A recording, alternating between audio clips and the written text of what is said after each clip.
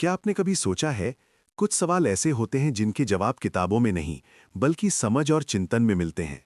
आज हम ऐसे ही 10 गूढ़ प्रश्नों के उत्तर जानेंगे जो आपकी सोच बदल सकते हैं। पहला, भगवान राम की बहन का क्या नाम था?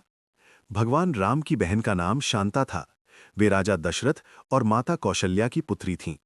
उनका पालन पोषण अंग देश के राजा लोमपाद के यहाँ हुआ, इसीलिए रामायण में उनका उल्लेख कम मिलता है। दूसरा, माता सीता के भाई का क्या नाम था?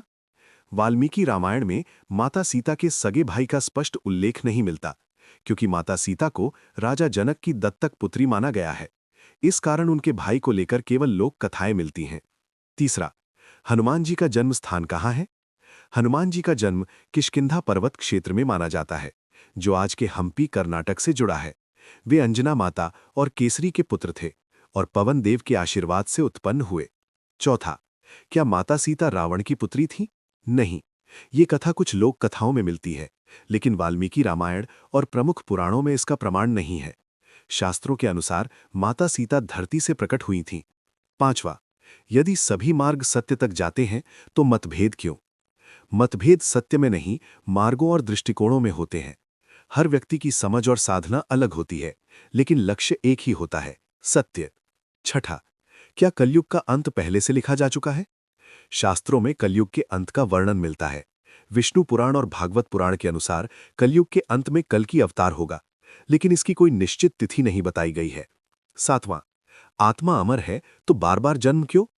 आत्मा अमर है, लेकिन अधूरे कर्म उसे नए शरीर से बांध देते हैं। जब तक कर्मों का फल शेष रहता है, आत्मा जन्म मृत्यु के चक्र में रहती है। आठवां, सब कुछ ब्रह्म है तो अज्ञान कैसे? ब्रह्म में अज्ञान नहीं होता। अज्ञान माया के कारण जीव की दृष्टि में उत्पन्न होता है। जैसे सूर्य हमेशा चमकता है, लेकिन बादल हमारी आंखों से उसे छिपा देते हैं। नौवां, आत्मा जन्म नहीं लेती तो कर्म किस पर चिपकता है? कर्म आत्मा पर नहीं, बल्कि अहंकार और जीव भाव पर चिपकता है। जब आत्मा स्वयं को शरीर और मन मान लेती है, तभी कर्म बंधन बनता है। 10वां, आत्मा और परमात्मा एक हैं, तो भक्ति किसके लिए? जब तक ये अनुभव नहीं होता कि आत्मा और परमात्मा एक हैं, तब तक भक्ति आवश्यक है। भक्ति वही मार्ग है जो उस एकत्व के अनुभव तक पहुंचाता है। जहां प्रश्न समाप्त होते हैं, वहीं से आत्मज्ञान शुरू होता है। अगर आपको ऐसे और प्रश्नों के उत्तर चाहिए, तो वीडियो को लाइक करें और चैनल को सब्सक्राइब करें।